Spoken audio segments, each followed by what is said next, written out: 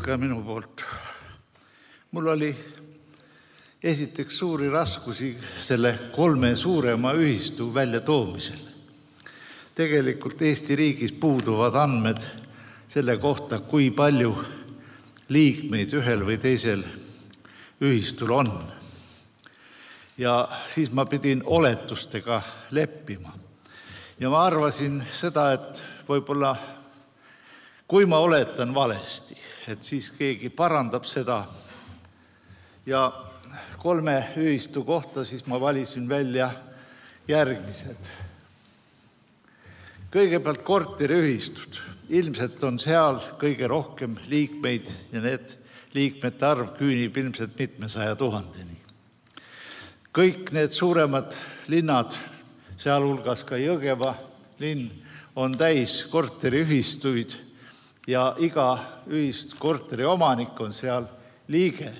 Väga paljud ühistud on suutnud oma kortermajad renoveerida ja see arvamus, et kuskil 25 aasta pärast nende ehitamisest alates, kui Mustamäed hakati ehitama, et siis lükatakse need kortermajad laiali. Tuhkagi vastupidi. Rahvas on nii tubli olnud, on rahad kokku pannud ja kõik need korterid on renoveeritud, majad on ilusaks tehtud ja isegi Jõgevalt läbi sõites oli seda näha, et on ilusad. Ja neid inimesi on tõesti palju ja korteriühistutel on üks hea omadus, ta liidab liikmeid juba olemuslikult. See tähendab, iga liige on kohustatud olema seal korteriühistus aktiivne. Teine grupp, mis on enam-vähem teada, see on praegune Coopi grupp ehk endine ETK grupp. Seal on kokku liikmete arv kuskil 86 000 liiget ja kõige kurvem on see, et see Coopi liige sageli ei tea, et ta üldse liige on. Ja see on täiesti eriline rühm, mis ei tööta meil üldse sellisel tasemel nagu peaks või võiks, et ta oleks edukas konkureerimaks teiste kaubandusvõrkudega, aktsiaseltsidega. Ja 3. rühm, kus ma arvan, et on ka tuhandeid liikmeid juba, on siis hoiulaenuühistud. Sealhulgas üks kobedamaid ühistud on ilmselt Tartu hoiulaenuühistu oma, kui palju seal liikmeid on, 3000 midagi või. Nii et need on siis 3 suuremat gruppi. Nagu näete, et kui president Rüütel toonitas siin põllumajandusühistud, siis tegelikult siia ei mahu mitte ühtegi esimese 3 hulka neist. Ja tulebki välja, et need põllumajandusühistud on suhteliselt väikesed, on mõnesaja liikmelised siin tulundusühistu Kevili ja Talukartul ja mitmed teisedki veel. Ja 1000 liikmeni küünib siis see aretusühingute liit veel, nii et mõned siuksed on, aga mitte nad ei ole määravad. Piimaühistutel ühel või teisel on seal 300-400 liiget ainult. Ja samal ajal domineerib ikka piimanduses see aktsiaseltsi vorm ja see kuulub ka sageli välismaalastele.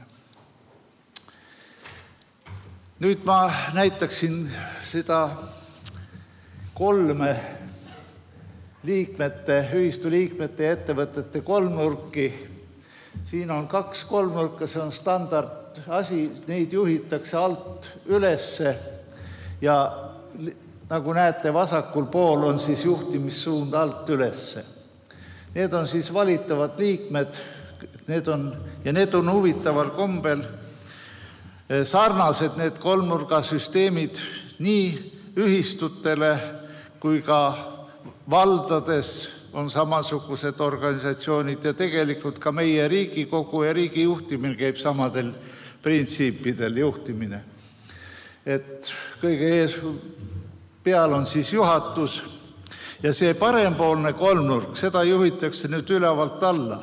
See on sisuliselt täitevvõim, kes siis juhindub sellest vasakpoolsest kolmnurgast ja selle tahtest, kas siis on vallavolikogud või ka ühistu juhatused ja volikogud aga siis peadirektor või siis, me võime sinna kirjutada ka peaministri näiteks, ja teised alllülid siis juhinduvad juba, kuidas öeldakse, kas siis volikogu otsustest või Riigikogu seadustest ja nii edasi. Nüüd meie häda on see, et viimasel ajal ongi ka hakatud sellest rääkima, et tegelikult milline kolmnurk on peale jäänud. Tuleb välja, et meil domineerib parempoolne kolmnurk ja seda igal pool.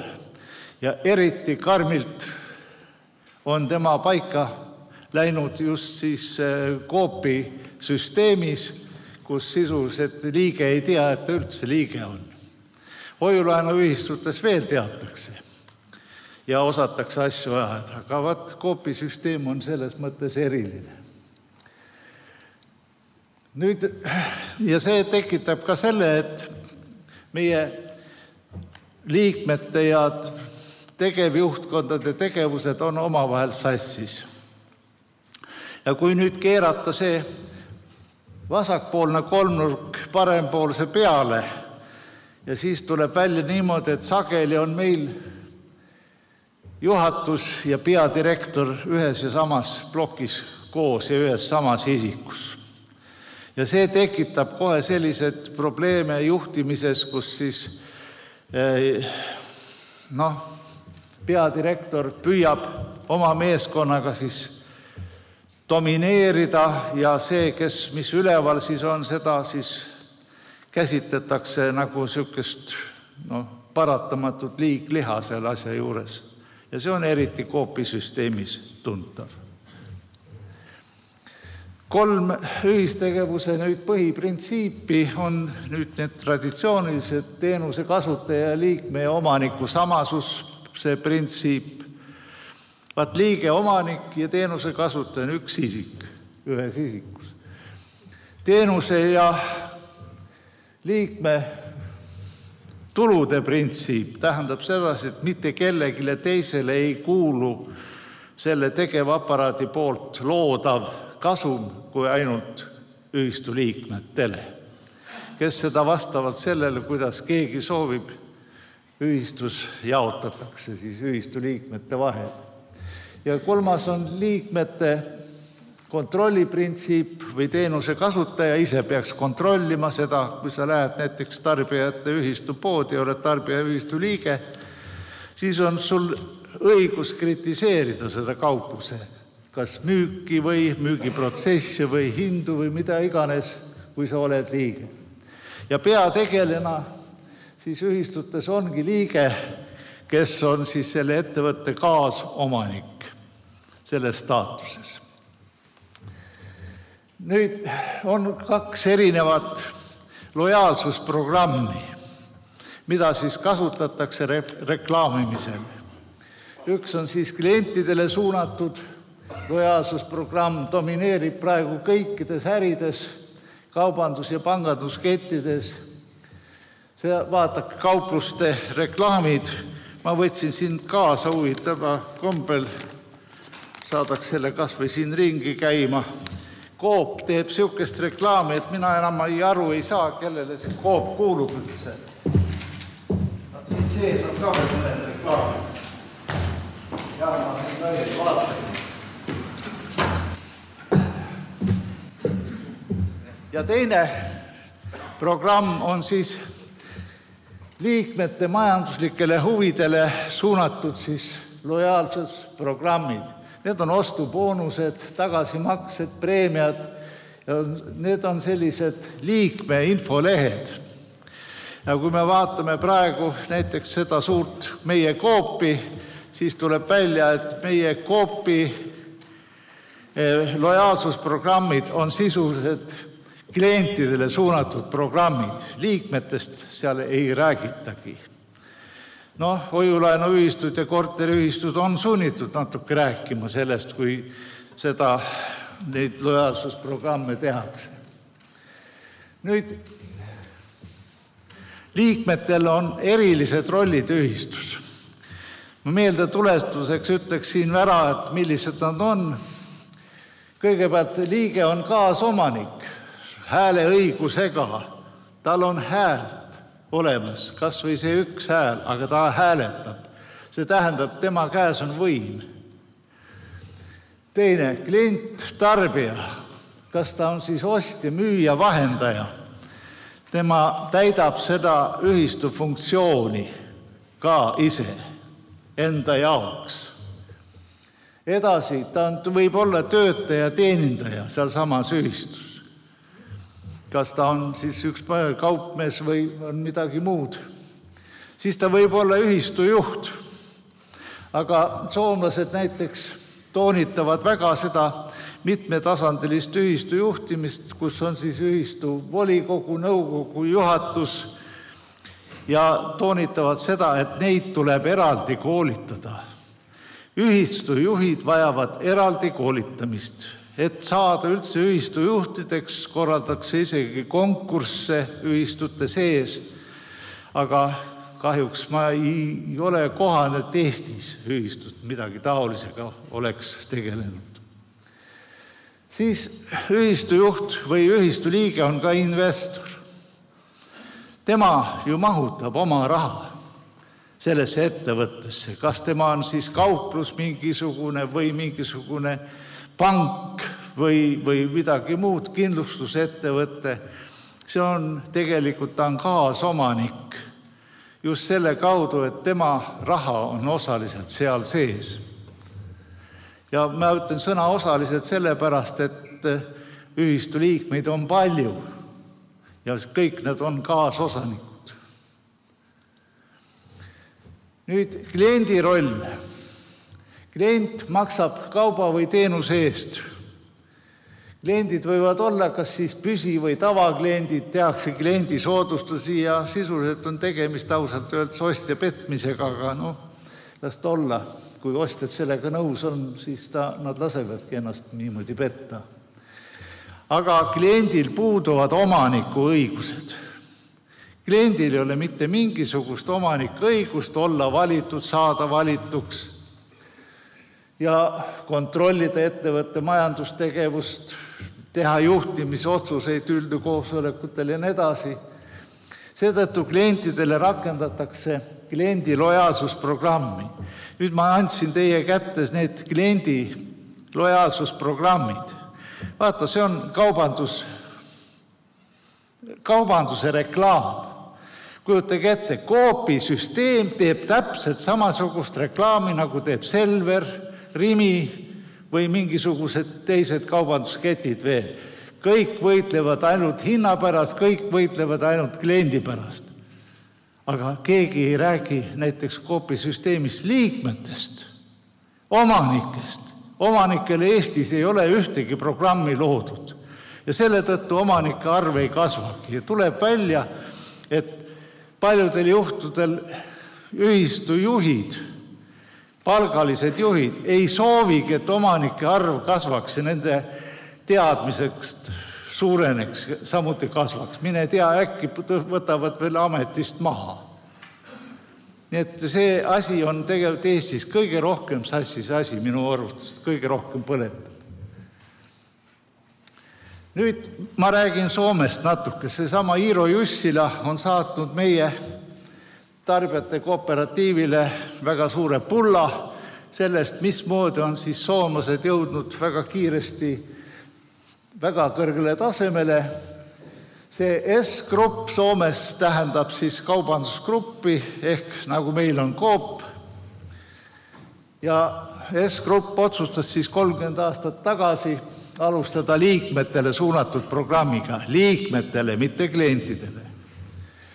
Ja kui nende turuosa oli varem 15%, siis praegu on ta tõusnud kuskil 45–50%, minu teada viimased andmed olid juba 49 või midagi niimoodi. See tähendab, turuosa on läinud selliseks, et nemad või Soome peredest 80% on selle S-grupi liikmed. Kes siis Soomes juhib seda kaubandust? Tulebki välja, et see on liikmetele suunatud tegevus ja liikmed ise ehk soomlased. Ja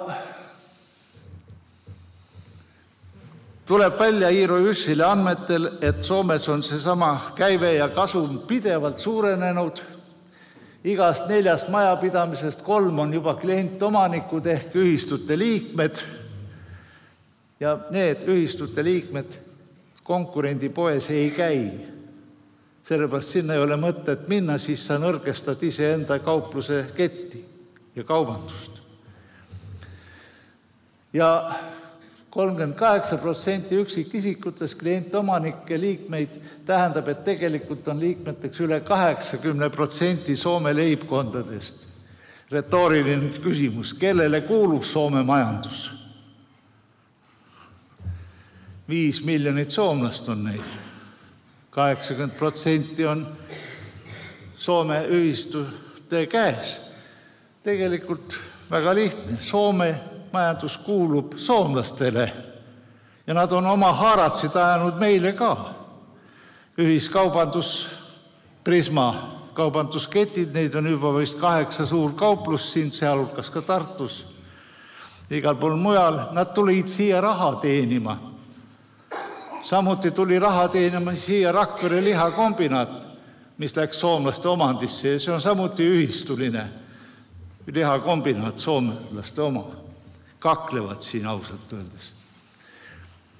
No ühispangandus Soomes, see on OP-grupiks nimetatakse, Osuspanki.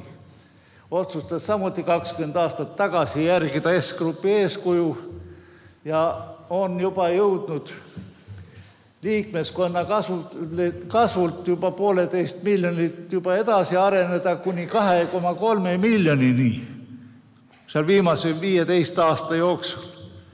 Tähendab, Soome on totaalselt kaetud ühistupankadega. Aga kuulsite, mida tegi Eesti riik ainukese Tallinna ühistupanga loomise ajal? Ta oskas selle riiklikul tasemel põhja lasta. Finantsinspektsioon oli selle asja eesotsas, kes ei asutatud selle Eesti ühistupanga käivitamiseks tegevusluba. Tegelikult see oli kuritegelik, ütleks. Ja soomlased väidavad, et mida suurem on liikmete arv, seda kindlam on ka ja parem on tulemus. Täna on OP-grupp siis Soome juhtiv finantsinstitutsioon, mis on siis finants- ja kahjukindlustusteenuse pakkujana hõivanud enam kui 38% turuosa. Meil tegutseb ka üks Norra kindlustusühistu Gjensidiga, olete kuulnud. Ta on väga soodus tegevus, mis ta teeb. Ainuke asi, et see on norrakate ühistu. Meie kindlustame oma autosid ja kõiki liiklusvahendid Norra kindlustusfirmas, kus on meie enda omad. Ei lasta teha isegi, tuleb välja.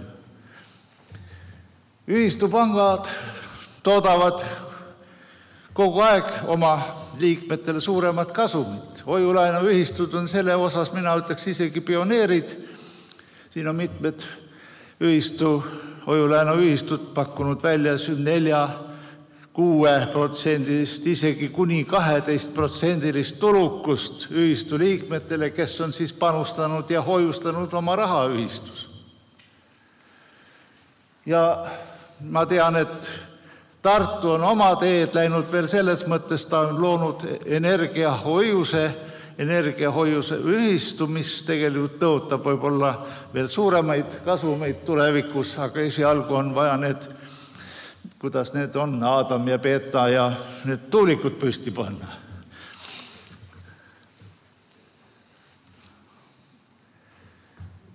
Selle S-grupi ja OP-grupi edu aluseks võib pidada fookuse viimist just liikmetele.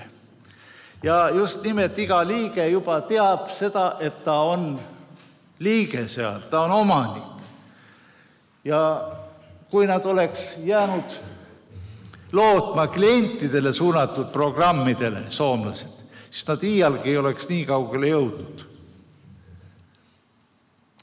Siin on üks natuke udupilt, aga see on inglise keeles, palun vabandust, 2010. Kõige all olevad 3 tükki on kõige 33 tarbijate ühistut on, seal on liikmete arv 2,2 miljonit soomlastel. Järgmine on pangagrupp, 252 panka Soomes, 1,5 miljonit. Ja edasi on veel rahandusgrupp, on kindlustusühistud, on 64. Ülejäänud on väiksema arvulised, need on põllumajandusega seotud traditsioonilised ühistud. Nii et tegelikult Soomet võib raudselt öelda, et see on ühistuline maa ja Soome riik kuulub soomlastele. Järeldused siis. Eestis ei rakenda liikmetele suunatud lojaalsusprogramme. Coopi kontsern tulemuseks on nõrk turuosa. Coopis on praegu kuskil kuni 20% turuosa, soomlaste 50% asemel. Domineerivad aktsiaseltsid, välismaised ettevõtted seal hulgas ja kontsernid, kes viivad kasumi ära meie riigist ja meie kurdame, et ei tule riigieelarve täis ja üldse üldine vaesus on. Ei ole pensione maksta ja nii edasi. Korteriühistud on sunnitud arvestama siiski oma liikmetega. Samal ajal on nende omand tihedalt seotud just nimelt liikmetega. Ta on väga tihedalt, see on see sinu omand, see omand on käega katsutav, see on sinu isiklik korter. Ja KredExi programmiga on väga paljud ühistud oma kortermaju renoveerinud, taastunud ja viinud täitsa kaasaegsele tasemele. Hoiulaenuühistutel on ehk tihedam side liikmetega ja seadus soodustab laenuvõtjaid ja rahapaigutajaid liikmeks astuma. Nii et tegelikult Eestis nende 3 suurema ühistugrupi võrdluses ma ütleksin, kõige kehvem juhtimissüsteem ja tase on praegu Coopi süsteemis. Ma tean, et võib-olla Jõgeva majandusühistu, mis siin praegu eksisteerib, tema on ka Coop, võtab seda asja võib-olla natuke kriitiliselt seda ettekannet, aga võtku, mis mina sinna teha saan, kui arvud ja kogu tegevus näitab seda, et te olete väga juhtkonna kesksed, mitte orienteeritud liikmetele. Aga see asi hakkab juba peast pihta ja kuigi Jaanus Pihand on selline mees, kes on lubas aasta tagasi, et ta kasvatab tarbijate kooperatiivi liikmete arvu lähiaastatel kuskil 700 000 võrra, nagu ta oli Vene ajal, siis tegelikult praegu vaatad seda elu, mis siin Eestis on. Mina küll ei näe, et mingisuguseid muutusi oleks olnud, kuigi ma ise olen ka Vändra tarbijate ühistu liige. Aga ei toimu. Kõik, ka Vändras ja igal pool mujal, kõik on ainult juhatuse esimehe kesksed. Ja ongi kõik mõtlemiseks ruumi vast on. Aitäh!